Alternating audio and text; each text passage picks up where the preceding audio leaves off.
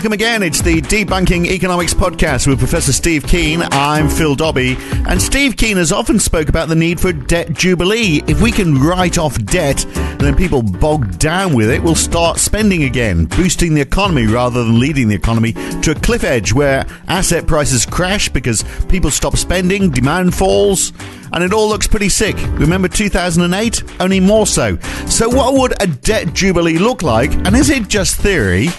Or could it work? So, Steve, I mean, there's many people who talk of debt jubilees for third world countries. If we look at Greece, for example, and we're talking government debt here, sovereign debt. If we look at Greece, for example, not quite a third world country yet, but sovereign debt's so high that the bailout money that's paid to Greece is largely used to pay for their interest payments. So they're no better off.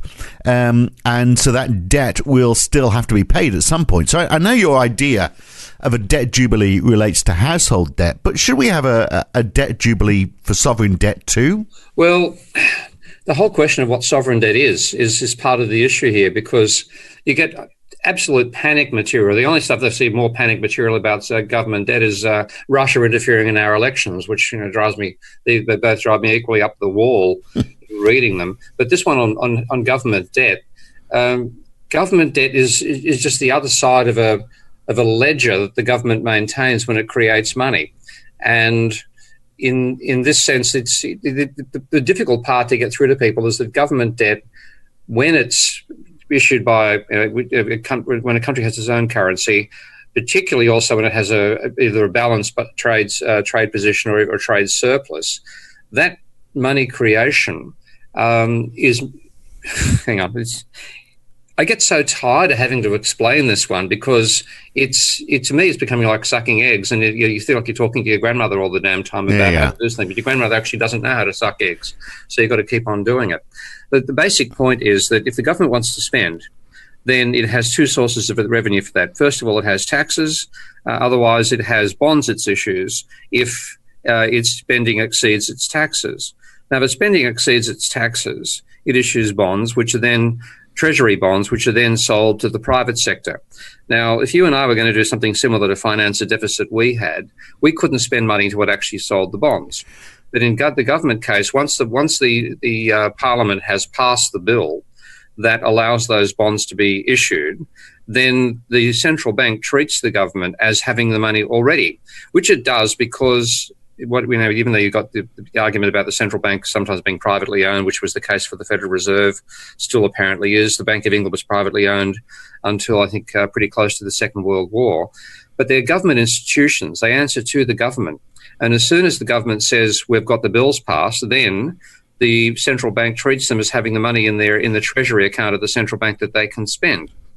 So that's one big difference between you and me. But you are talking about a situation in the first world. In the third world, it's very different, isn't it? Where you've got countries in Africa where most of their debt is debt, whether it's funded by bank loans or bonds that are issued. I mean, it's all going in foreign money because they don't have That's the problem. I mean, it comes back to the issue of whether you have the money or not. I've had the money. So are you talking about debts in your own currency or debts in a foreign currency? Right. If you're talking debts in a foreign currency, it's absolutely different because Zimbabwe can't produce American dollars. If it could, its problems would be over. But because it has to buy goods from overseas and is running a huge trade, I presume Zimbabwe is running a trade deficit. With that trade deficit, then you have to buy foreign currency to be able to purchase those goods, which you can't cover by your exports because your imports exceed your exports. Right. That's the basic problem. So in that case, when you want a jubilee, you're saying you're writing off debt they owe in a different currency. Yeah. So that's what Ann Pettifor organised back in 2000. So so when you talk about a debt jubilee to most people, that's what they think of. They think of helping out third world countries. The issue, of course, is if you've got a third world country which is running in debt, all you're doing is sort of like helping with a short term solution. That debt obviously is just going to rack up again. You're sort of like taking them back to the start, but the problem that created it still exists. And I'm just wondering whether if you've got to fix the issue. I'm just wondering if you do the same thing with household debt and start issuing a debt jubilee, are you going to hit the same problem? You're not fixing the problem. All you're doing is taking people back to the beginning again. Well, that would be the case if you didn't do other changes to the financial system. So the level of private debt that's been based in mortgages is astronomical, as we both know, and particularly in countries like Australia and Canada, where it's about 120, where household is about 120% of GDP.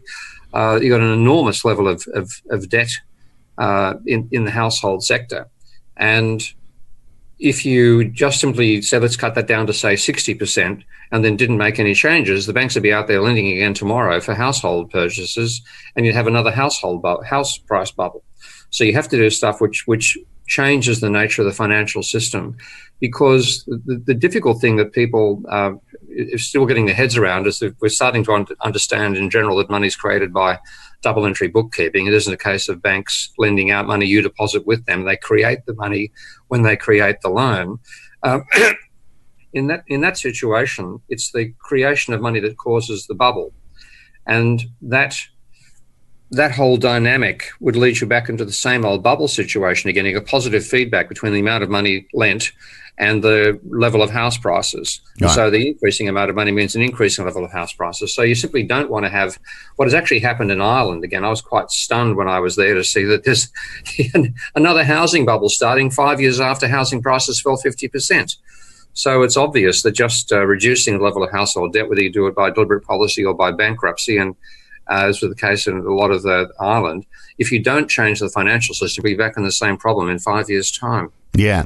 So, okay. Well, we've talked about it in the past, and I'm sure we'll talk about it again. So let's look at the idea of a debt jubilee and how it will work. And first of all, how necessary is it? So we often get back to the Great Depression and how we got out of that. And that wasn't a debt jubilee, was it? It was the government spending big on armaments. It was lots of people, full employment. If you send everyone out to war, everyone's got a job. That's a marvelous thing. And then people weren't spending much because there wasn't very much they could buy. So we sort of eased our way out of that situation without a debt jubilee, didn't we?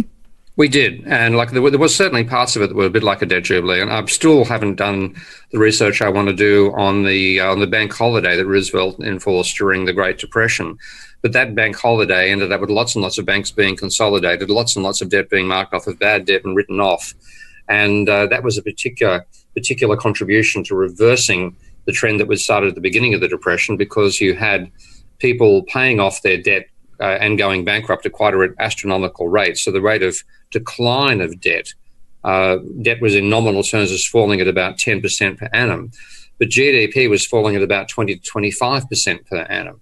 And there's a feedback between the two, because if you, and this is what Irving Fisher realized when he wrote the debt deflation theory of Great Depressions, if you pay off your debts, what that means is you take money you have in a bank account and you hand it over to the bank. So the bank's liabilities, which your deposits fall, your debt falls at the same time, but the fall in the bank liabilities is a fall in the amount of money in the economy. So there's less money. Yeah. Secondly, because you're in a crisis, as you obviously were back in the Great Depression, anybody who had money is being extremely frugal. So the velocity of money fell at the same time. So you had negative money creation and you had falling velocity. And that's why, even though debts were being paid down in nominal terms, GDP was falling faster again.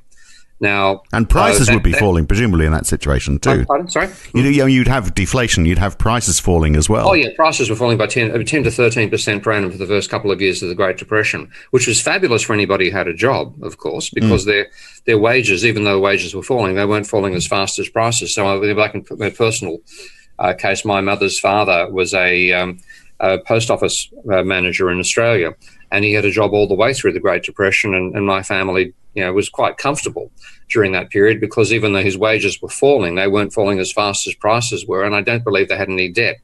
So they did very nicely.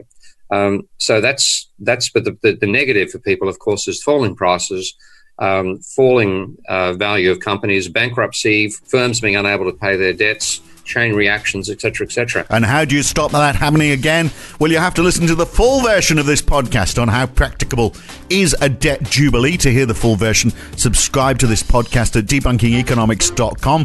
Choose one of the subscription plans in the right-hand column, or you can become a supporter of Steve Keen on Patreon. Go to patreon.com/Prof. Steve Keen. If you pledge $10 or more per month, then you get access to the full version of this and all the other podcasts in this series. There's 27 or 28 of them so far, and we keep on churning them out for subscribers and for supporters. I'm Phil Dobbie. We'll see you again for the next one very soon. Thanks for listening.